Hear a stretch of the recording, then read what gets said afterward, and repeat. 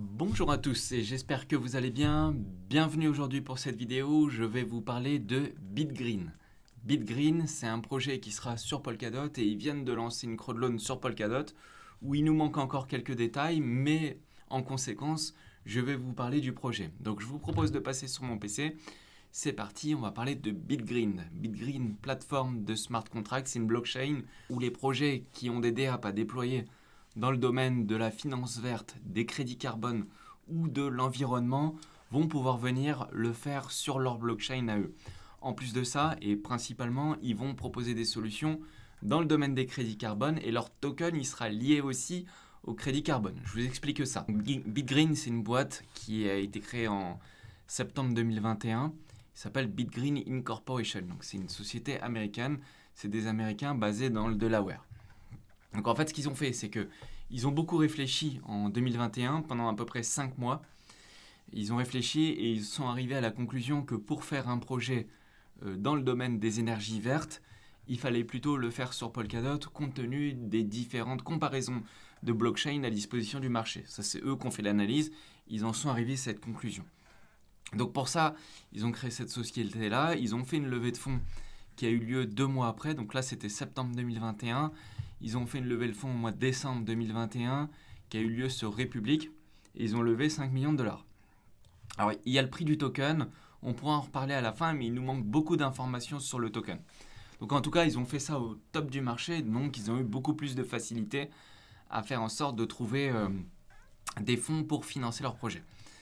Donc là, c'est un projet qui va être dans le domaine de la finance verte, des critères ESG, j'y reviens aussi, vous allez voir ce que c'est. Donc là, grosso modo, c'est une blockchain et ils vont proposer des outils dans le domaine des crédits carbone. Alors, crédit carbone, qu'est-ce que c'est? Crédit carbone, je vous explique grosso modo ce que c'est avant de démarrer. C'est que en France et dans différents pays industrialisés, pour être plus précis, c'est tous les pays qui ont signé le protocole de Kyoto. Alors là, je fais une grosse parenthèse parce que c'est important et ça fait aussi partie du projet. C'est que ce protocole de Kyoto, il y en a qui l'ont signé, il y en a qui ne l'ont pas signé. Donc j'ai fait une petite recherche, il y a 34 pays qui l'ont signé, y compris la France, et la majeure partie des pays sont des pays européens industrialisés. Donc c'est-à-dire que potentiellement c'est des pays où il y a des entreprises qui polluent. Malheureusement, la Chine, à l'époque, n'était pas considérée comme un pays industrialisé. Donc ils n'ont ni signé, ni ratifié le protocole de Kyoto. Donc déjà, les gros acteurs, Chine, Inde, ils sont pas dedans. Et ensuite, on a les États-Unis qui, lui, ils ont signé le protocole de Kyoto, mais ils ne l'ont pas ratifié. En gros, vous pouvez signer, ça n'a aucune valeur juridique. Donc, vu que ça n'a aucune valeur juridique, vous pouvez signer, mais tant que ce n'est pas ratifié, vous n'avez pas d'obligation légale d'appliquer. Ce que je vais vous dire après. Donc, déjà, il faut bien noter que la Chine et les États-Unis, ce que je vais vous dire là, ils ne le font pas. Donc, les deux plus gros acteurs, les deux plus gros pollueurs, ils ne le font pas, mais du coup, nous, on est concernés, donc on le fait. Alors, à noter que BitGreen, c'est une société américaine. J'ai lu qu'ils vont se focaliser sur le marché des contrats carbone américains, mais le marché des contrats carbone américains, c'est un micro-marché, puisque aujourd'hui, les contrats carbone aux États-Unis, c'est uniquement des acteurs qui sont volontaires. C'est-à-dire qu'ils utilisent ça dans le domaine du marketing pour dire, nous, on ne pollue pas, donc on pratique ces contrats carbone. Donc on est déjà dans un domaine où les règles ne sont pas équitables pour tout le monde. Et on a le projet qui va se focaliser sur un micro-marché, alors que le gros marché aujourd'hui, il est sur le marché européen. Donc c'est important de le noter, et pour après faire son analyse. Mais en gros, comment ça marche les contrats carbone? C'est que par exemple, vous avez une entreprise. L'État vous accorde par exemple une émission de 1000 tonnes de carbone. C'est l'exemple que j'ai là, en Pologne. Un cimentier, c'est 1000 tonnes de carbone. C'est un exemple. Donc, vu que la cimenterie française, elle a émis 1200 tonnes de carbone, elle a émis 200 tonnes de carbone en trop par rapport à ce qu'elle devait émettre à l'origine. Donc, elle va devoir acheter des contrats de carbone en bourse pour les redonner à la fin au commanditaire, à celui qui lui demande les contrats carbone. En l'occurrence, c'est les services de l'État. En Pologne, ils peuvent avoir des règles différentes. Là, en l'occurrence, dans l'exemple, ils ont pris les mêmes règles. Donc, c'est aussi 1000 tonnes de carbone. Sauf que la centrale de charbon qui est en Pologne, elle, au lieu de polluer 1000 tonnes de carbone, elle va polluer 800 tonnes de carbone. Donc, elle a un crédit Donc vu qu'elle a un crédit de tonnes de carbone, elle peut les revendre sur le marché. Et donc ça, c'est un mécanisme qui doit être censé motiver les acteurs industriels par rapport à leurs activités pour soit qu'ils deviennent plus verts ou soit qu'ils puissent payer pour financer des projets qui, eux, seront plus verts. Parce qu'à la fin, la monnaie, elle revient à ces acteurs-là qui vont être refinancés, qui vont financer des projets verts. Donc maintenant qu'on sait comment ça marche les contrats carbone, vous allez mieux comprendre le projet, parce que le projet, ils vont aussi faire une plateforme qui permet l'émission de crédits carbone vérifiés. Ils vont permettre d'acheter des crédits carbone sur le domaine avec des cryptos, donc sur la blockchain, donc de manière sécurisée. Donc ils vont pouvoir acheter des crédits carbone et ils vont pouvoir supprimer des crédits carbone, puisque quand on crée un crédit carbone, in fine, le but c'est qu'il soit supprimé pour justement ne plus faire en sorte qu'il n'y ait plus de carbone. Donc ça, c'est le chemin de vie d'un contrat de carbone, il est créé, et puis après, à la fin, tôt ou tard, il doit être détruit. Donc pour ça, il y a des plateformes d'achat et de vente, et là, eux, ils vont proposer une solution qui va permettre de faire ça, mais ils vont aussi faire des solutions qui permettent de faire d'autres choses, dans le domaine des critères ESG. ESG, c'est environnement, social et gouvernance. En gros, c'est la finance verte, c'est les produits de développement durable, c'est le financement des entreprises. Ils vont aussi créer une plateforme d'obligations vertes. Donc on pourra acheter des titres de dette d'entreprises vertes, etc., etc. Donc ils vont proposer plein de solutions dans le domaine de la finance verte. À noter que ce projet-là, il existait aussi dans le passé. Il s'appelait Bitcoin Green, mais c'était une autre team qui faisait ce projet-là. Et il y a eu une passation de pouvoir. Et vu qu'il y a une passation de pouvoir, la team est totalement différente. Donc là, c'est une autre entreprise qui fait ça et qui le fait depuis septembre 2021. Il faut le noter parce que ça existe. Alors au niveau de la team, on a Adam Carver, qui lui est le CEO. Il a été cofondateur et directeur général de The Fund. Il a bossé chez AngelList et chez Morgan Stanley aussi, mais toujours dans le domaine de la finance. Lui, une grosse expérience dans le domaine de la finance. Il a pas mal de diplômes, notamment dans un bachelor, bon là c'était dans l'art.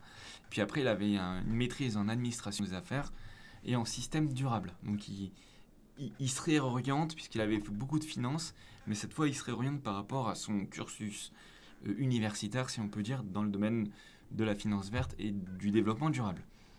Ensuite, on a Alexandra Heller, qui elle gère le marketing, et c'est l'ancienne responsable marketing de Parity Technologies, donc ils sont proches aussi de Polkadot, potentiellement. Ensuite, on a le CTO, c'est-à-dire le responsable technique, qui est Denis Redchelt, et lui, il est aussi connu parce qu'il a créé une application qui s'appelle Kify, qui est dans le domaine de la DeFi, mais qui s'est fait aussi de la gestion d'actifs pour des portefeuilles crypto, etc. Et ils ont eu du succès et ils ont réussi à le revendre. Alors, ils l'ont revendu à Celsius, mais peu importe. Ce qu'il faut comprendre, c'est que lui, il a fait un projet qui a bien fonctionné, il l'a revendu, tant mieux pour lui, ça a bien marché. Et puis, ils ont aussi un avocat dans leur équipe, parce que dans ces domaines-là, c'est assez compliqué de gérer tout ça. Et lui, il est plutôt dans le domaine du juridique et il a aussi bossé dans l'armée. Donc dans l'armée américaine, dans la Navy. Puis après, il a fait pas mal de boîtes où il était toujours dans le domaine juridique et réglementaire. Donc ça, c'est important de voir que la team allait bien, contrairement à la team qu'il y avait avant dans ce projet-là. Et j'ai essayé de comprendre, j'ai essayé de leur demander, mais j'ai pas eu de réponse pourquoi il y a eu un changement entre avant et maintenant. Mais en tout cas, force est de constater que maintenant, la team, elle est solide, le projet aussi, et donc il y a des commits réguliers sur GitHub, donc tout va bien, c'est un projet qui peut être présenté. Alors il faut savoir que pour les crédits carbone, en fait, un crédit carbone, on compte en tonnes de CO2. Donc un crédit carbone, c'est une tonne de CO2 qui peut être évité ou retiré de l'atmosphère, puisque soit il y a une entreprise qui est moins pollueuse qu'elle devrait, donc du coup ça fait baisser le taux de carbone éjecté dans l'atmosphère, ou soit elle pollue trop, et dans ce cas-là, elle va devoir payer des contrats qui iront dans des entreprises ou des associations ou des fondations ou des entreprises vertes qui, elles, vont faire en sorte de redynamiser l'atmosphère, c'est-à-dire créer des projets verts. Pour ça, il y a deux types de projets carbone, de crédits carbone. Il y a des crédits de qualité supérieure, donc qui se vendent aux alentours de 10$. Moi, j'ai regardé une étude, ça vaut beaucoup plus que 10$ aujourd'hui. Donc, il faudrait voir à quelle date ils avaient publié ça, mais aujourd'hui, ça vaut plus que ça. Et il y a aussi des crédits de qualité inférieure, qui sont très répandus et ça nuit à la réputation du secteur. Ils se vendent beaucoup moins cher. Alors nous, en France, on a eu un scandale avec ça, avec des personnes qui ont carrément escroqué, une arnaque à la TVA, mais ils ont utilisé le domaine des crédits carbone pour ça, mais ça n'avait rien à voir avec les crédits carbone, puisque au final, ce qu'ils ont fait, c'est juste arnaquer l'État. Et nous, en France, on prend peur un peu de ce domaine-là à cause de ces événements-là. Donc là, un acheteur qui achète un crédit carbone, il est censé le burn, le retirer et le brûler. Donc là, on peut faire une analogie avec les mint et les burn de tokens. Donc là, la blockchain elle est parfaite pour ça, puisqu'on peut émettre des contrats qui sont dématérialisés et qui en plus peuvent être décentralisés. Donc les échanges peuvent se faire plus facilement et avec des coûts réduits en énergie c'est grâce à Polkadot, parce que c'est une blockchain qui est peu énergivore. Donc tous les mécanismes de burn, etc., c'est ce qu'ils font eux, et c'est ce qui peut être reproduit assez facilement. Donc là, ça maintenant vous avez compris, le financement des crédits carbone sert à la conservation, à la construction d'écoles, d'hôpitaux, de routes et d'autres activités qui vivent près des terres où l'environnement est fragile. Par exemple, on peut avoir les pays industrialisés qui financent et que ça va dans les pays en voie de développement où qui eux ont des conséquences par l'utilisation de méthodes qui sont nuisibles à l'environnement et qui eux peuvent bénéficier de ça, et ça serait un retour entre guillemets juste et normal. C'est ça le concept philosophique de la chose. Donc autrement dit, c'est un moyen de distribution des richesses. Alors là, par contre, pour BitGreen, c'est quelque chose qui va être un peu spécifique parce que ce token-là, il va avoir un concept innovateur. Je m'explique. C'est-à-dire que là, ils ont pris l'exemple du BTC, de Cardano et de Shiba, où ils vous disent, par exemple, vous pouvez avoir des tokens, mais la seule différence entre ces tokens, c'est le mode d'inflation, etc., ok, mais c'est que en fait, on joue avec les décimales. Parce qu'on aurait pu très bien dire pourquoi il y a des cryptos qui font des redénominations. Vous pouvez avoir 100 millions de tokens ou 1 milliard de tokens. À in fine, c'est la même chose. C'est juste une question de psychologie et de marketing. Mais eux, ce qu'ils disent, c'est que on va faire autre chose. Voilà, ils réfléchissent comme ça, ils disent, nous, on va faire autre chose. On va prendre le domaine des contrats carbone et on va indexer notre crypto sur le montant total de contrats carbone qui est en circulation. Et moins il y a de contrats carbone en circulation, et du coup, moins il y aura d'inflation, c'est-à-dire moins il y aura de total supply de ce token-là ça va s'appeler le BBB, BitGreen. Et donc, vu qu'ils veulent faire ça, leur objectif, c'est de faire en sorte que leur token, il a une valeur réelle, donc, dont le supply est géré par le nombre total de carbone qui a réellement en circulation, avec une valeur objectivement vérifiable, donc ça, c'est un synonyme de confiance, et avec une tarification dynamique. Et là, par contre, le token BBB, il va fonctionner de la même manière que les autres tokens sur les blockchains de Polkadot, c'est-à-dire il va répondre aux demandes de la communauté, donc tout le système de gouvernance, les votes, les référendums, le staking, payer les frais de transaction, etc., etc., toute la mécanique habituelle qu'on connaît bien sur Polkadot. Donc ça permettrait d'avoir quelques avantages. Ils ont listé que les avantages seraient éliminer le pré-minage, donc on ne pourra plus minter comme on veut des jetons, comme plein de projets le font, ou d'avoir une inflation spécifique. Là, ça sera vraiment en fonction des contrats carbone et des émissions qui sont structurées, qui vont rassurer et apaiser les utilisateurs. Ensuite, donc, il y aura une convergence totale entre l'offre de BBB, donc l'offre c'est le nombre total de jetons, et l'offre réelle de contrats de haute qualité. Ça sera uniquement sur les contrats de haute qualité, c'est important. L'approvisionnement, il sera donc dynamique, donc on aura un supply qui est dynamique en fonction du marché, et chaque jeton BBB est initialement né d'une bonne action, puisque si à chaque fois qu'on brûle des contrats, on brûle aussi des jetons, et c'est un cercle vertueux pour tout le monde, et donc c'est entre guillemets une bonne action. Et puis il y a aussi des avantages réglementaires en émettant des marchandises destinées à la consommation, puisque là les tokens et les contrats, finalement on va pouvoir les consommer, et vu qu'on peut les consommer, eux dans leur juridiction, ils ont des avantages réglementaires et peut-être même fiscaux. Alors ce que je viens de vous expliquer là, eux ils ont décidé d'appeler ça la preuve de concept. Donc c'est eux qui ont inventé cette expression là, et ils disent que du coup c'est un modèle économique qui est basé sur une évaluation quantitative. Donc actifs du monde réel, c'est-à-dire là en l'occurrence les contrats carbone. Et là les entrées, donc c'est-à-dire les mécanismes d'inflation de ce token-là, il va se baser sur le prix de l'actif carbone, donc le prix du contrat carbone. Il va se baser sur l'offre, c'est-à-dire le montant total d'actifs carbone. Donc quand il dit actif carbone, c'est un contrat carbone. Le prix du jeton du réseau BBB, donc là de la blockchain BBB, le taux d'émission, donc le taux de staking du réseau BitGreen, le taux de revenu du réseau BitGreen et le taux de burn du jeton du réseau BBB.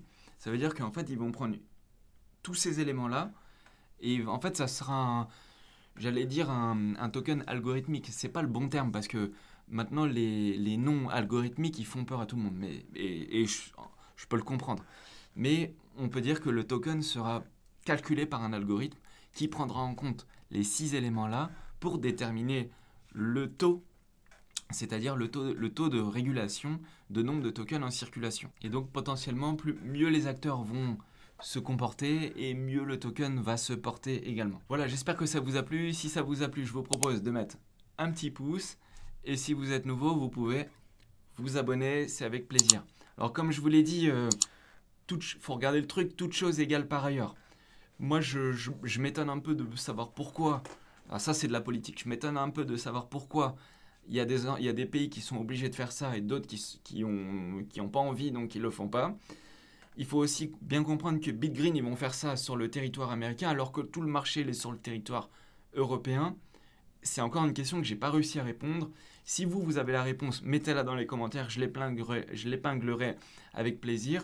Si à l'occasion j'ai le plaisir de parler avec quelqu'un de chez eux, je leur demanderai. Mais en tout cas, vous avez plus d'infos sur le projet, vous savez maintenant ce dont il s'agit. Voilà, j'espère que ça vous a plu. Je vous dis à la prochaine, dispo sur Twitter, Telegram et Discord. Ciao à tous, c'était un plaisir.